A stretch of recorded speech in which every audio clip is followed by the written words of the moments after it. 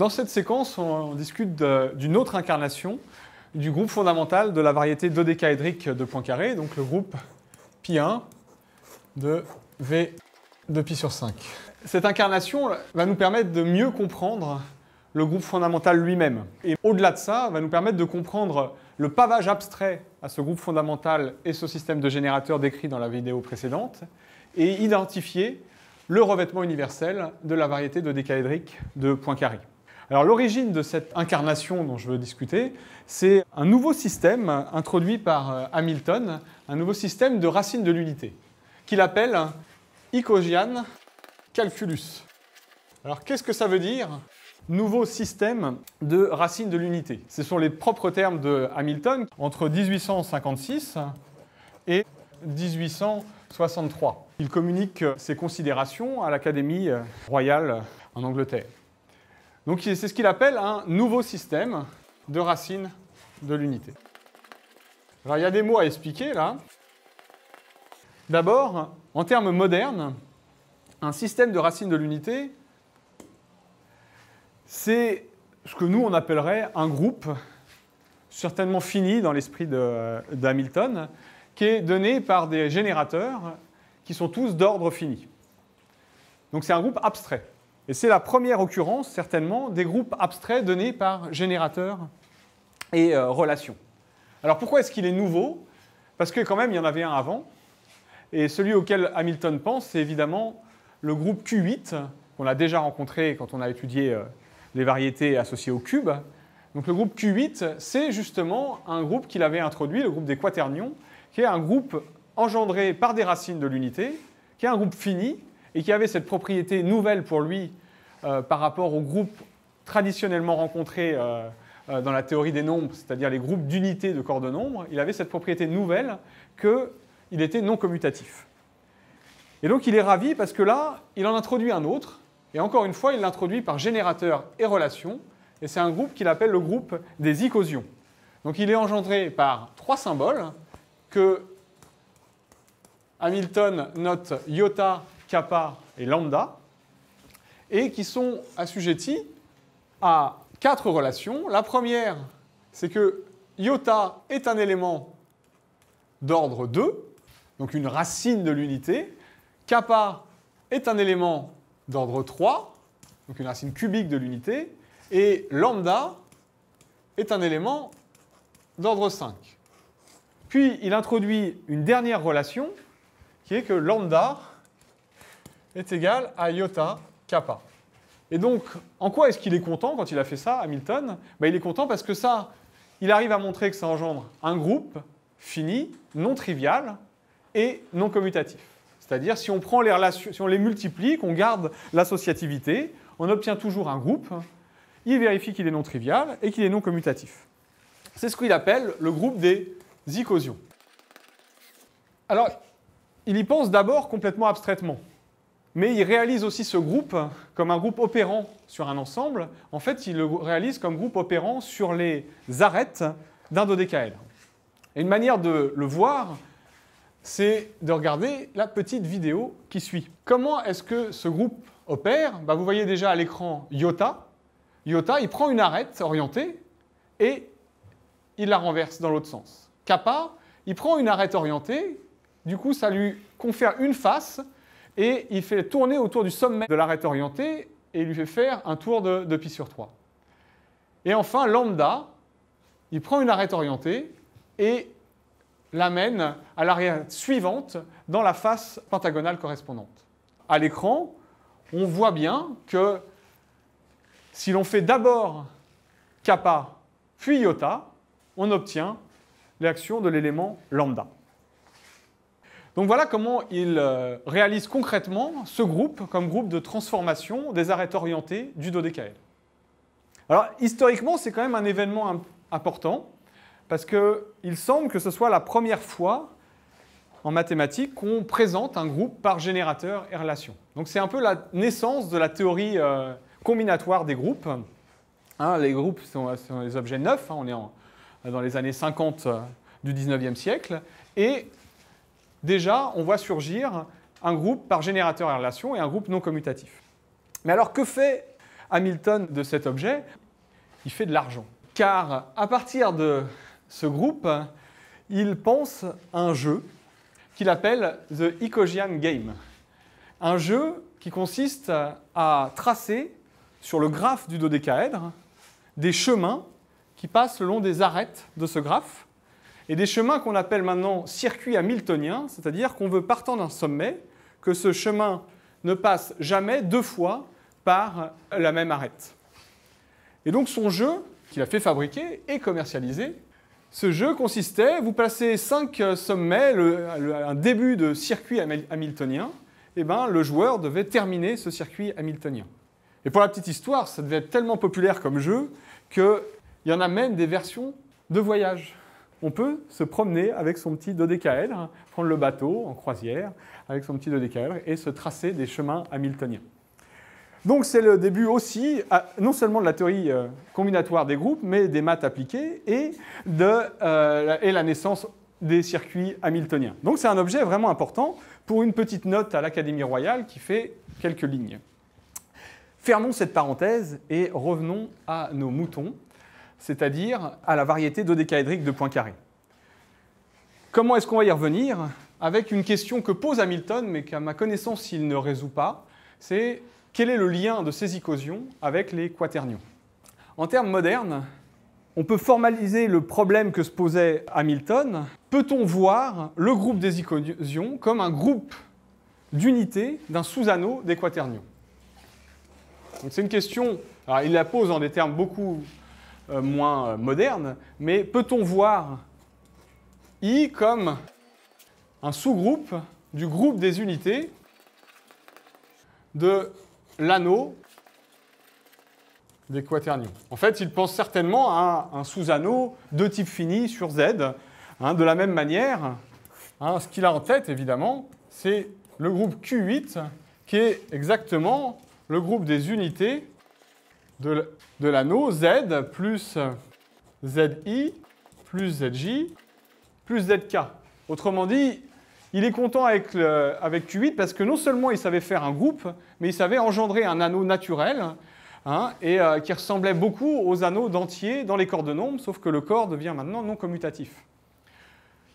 Question, là, on a une bonne structure produit. A-t-on un moyen naturel d'additionner ces icosions et de le voir comme des unités dans une sorte d'anneau d'un corps de nombre non commutatif? Donc il pose cette question, puis il ne semble pas qu'il y revienne.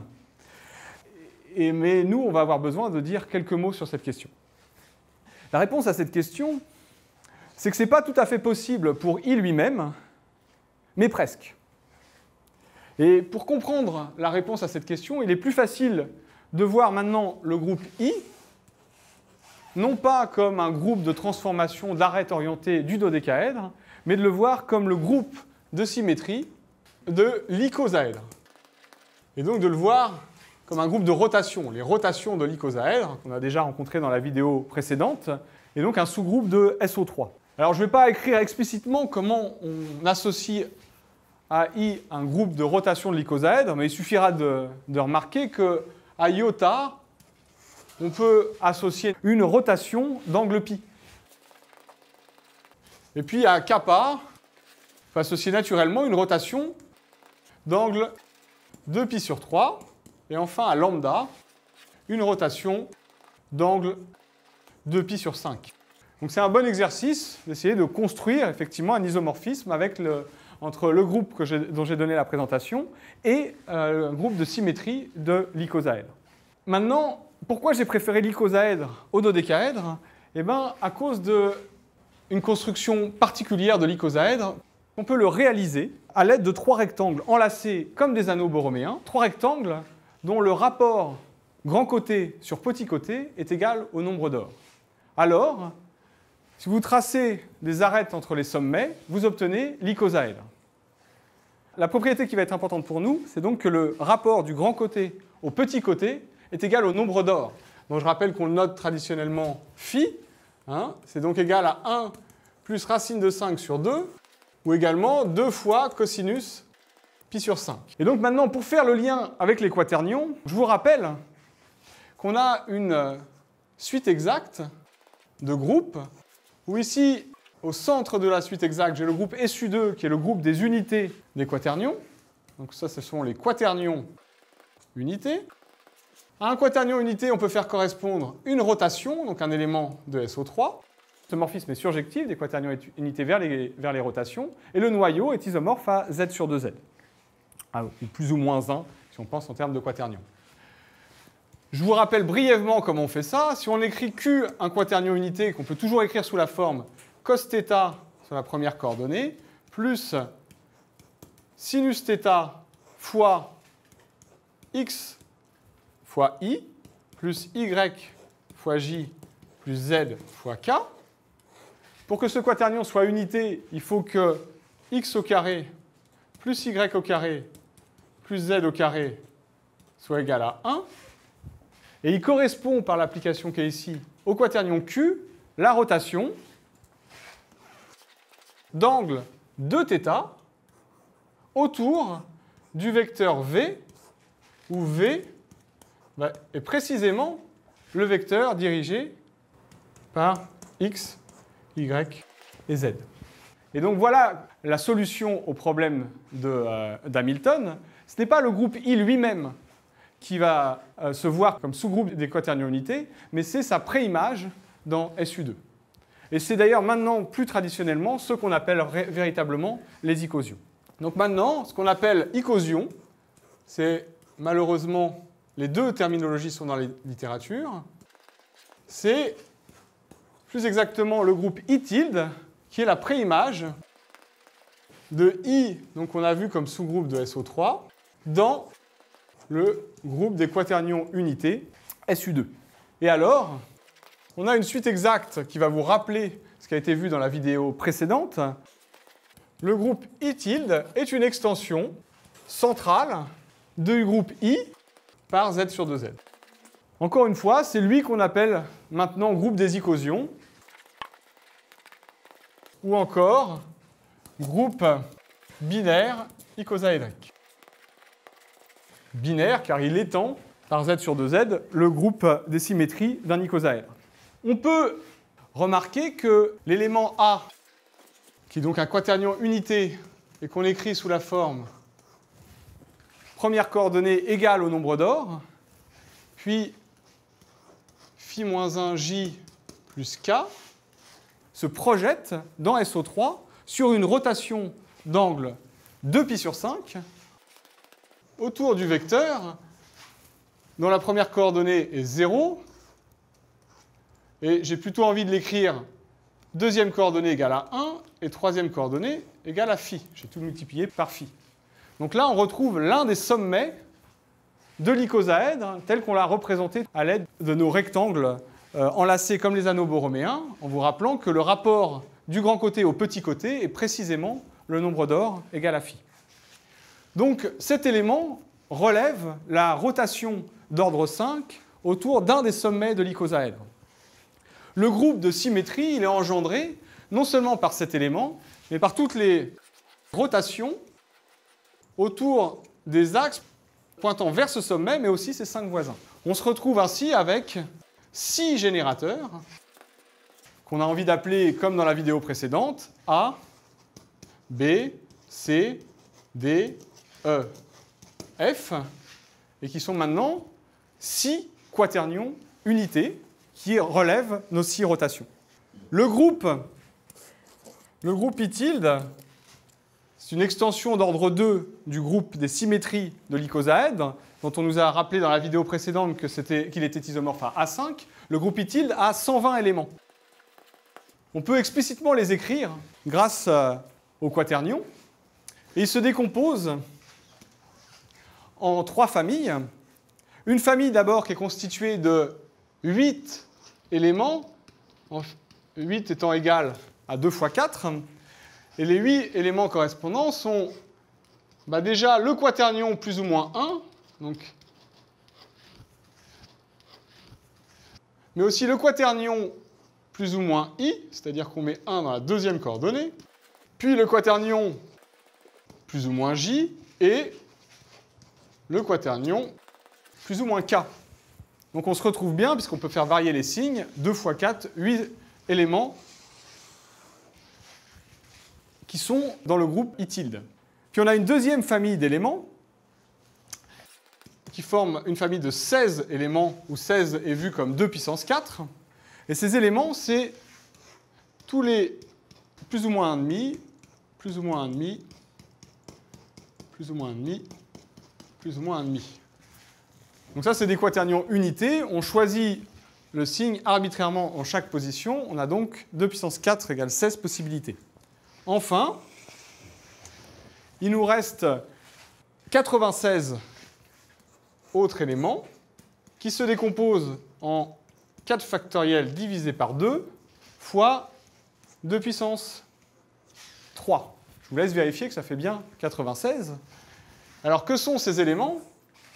Eh bien, ils ressemblent à l'élément A, hein, dont je vous rappelle qu'il était de la forme phi 0, phi moins 1, 1.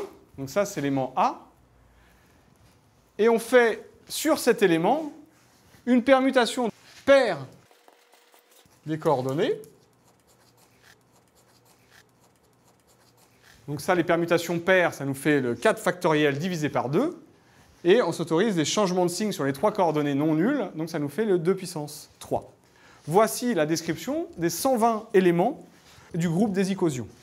Et du coup, on voit bien que I tilde est en fait contenu dans le groupe des unités, non plus de Z plus ZI plus ZJ plus ZK, mais de Z de racine de 5 plus Z de racine de 5I plus Z de racine de 5J plus Z de racine de 5K. Autrement dit, on a réalisé, je ne vais peut-être pas appeler ça le rêve de Hamilton, mais en tout cas le souhait d'Hamilton, de voir les icosions comme des unités dans un anneau, et qui est un anneau d'entier algébrique d'un corps non commutatif. Alors pourquoi je vous ai parlé de tout ça? Parce que ce groupe des icosions, évidemment, on va l'identifier au groupe fondamental de la sphère d'homologie de Poincaré. Comment est-ce qu'on va faire ça? Ce groupe I tilde, il est donc contenu dans SU2, qu'on peut aussi voir comme la sphère S3, les quaternions unités. Maintenant, dans les séquences suivantes, on va étudier l'action de I tilde sur S3 de manière à comprendre la topologie du quotient de S3 par I tilde. Et ce qu'on va démontrer, ce qu'on a envie de démontrer, évidemment, c'est que ce quotient est homéomorphe à V de pi sur 5, la variété dodécaédrique de Poincaré. La manière dont on va faire ça, c'est d'abord de placer les 120 éléments de I tilde dans S3. Car je vous rappelle que I tilde est donné explicitement par des quaternions. Mais on a mieux que ça. On s'est donné un système de 6 générateurs, que je vais appeler S, qui relève les 6 rotations d'angle 2π sur 5 associées à un sommet de l'icosaèdre et à ses 5 voisins.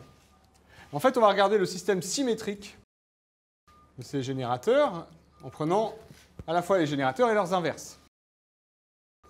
Et donc, ce qu'on a gagné, c'est que tout ça est totalement explicite et qu'on peut donc tracer le graphe de Cayley du groupe I tilde relativement à ce système de générateurs dans S3. Donc, on prend le graphe de Cayley et on le représente dans S3. Donc déjà, on aura une bonne compréhension de ce graphe. Et surtout, ça va nous permettre de comprendre l'action de I tilde sur S3. Et après, il sera assez simple de trouver un domaine fondamental pour cette action, un dodécaèdre. Et on pourra vérifier que l'action de I tilde sur S3 induit sur ce dodécaèdre les mêmes recollements que ceux qui nous ont permis de définir la variété V de pi sur 5. C'est ainsi qu'on aura identifié ce quotient, S3 par I tilde, avec la variété dodécaédrique de Poincaré. On aura donc montré que le groupe fondamental de la variété dodécaédrique de Poincaré est isomorphe au groupe I tilde.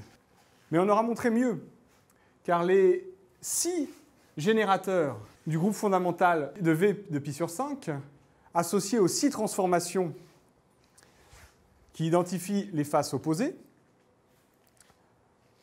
correspondent aux 6 générateurs du groupe des icosions qu'on a appelé A, B, C, D, E, F. On peut même identifier le graphe de Cayley du groupe fondamental de la variété dodécaédrique de Poincaré pour son système de générateurs canoniques avec le graphe de Cayley du groupe des icosions pour le système S. Qu'est-ce qu'on gagne en faisant ça?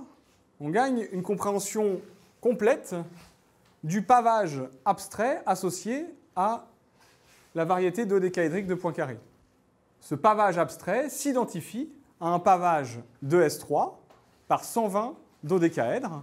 Pour résumer, dans les 2 prochaines vidéos, nous verrons donc une description du graphe de Cayley du groupe des icosions qui nous permettra de comprendre l'action du groupe des icosions sur S3, puis une décomposition de S3 en 120 dodécaèdres qui sera identifiée au pavage du revêtement universel de la variété dodécaédrique de Poincaré par 120 domaines fondamentaux, 120 dodécaèdres.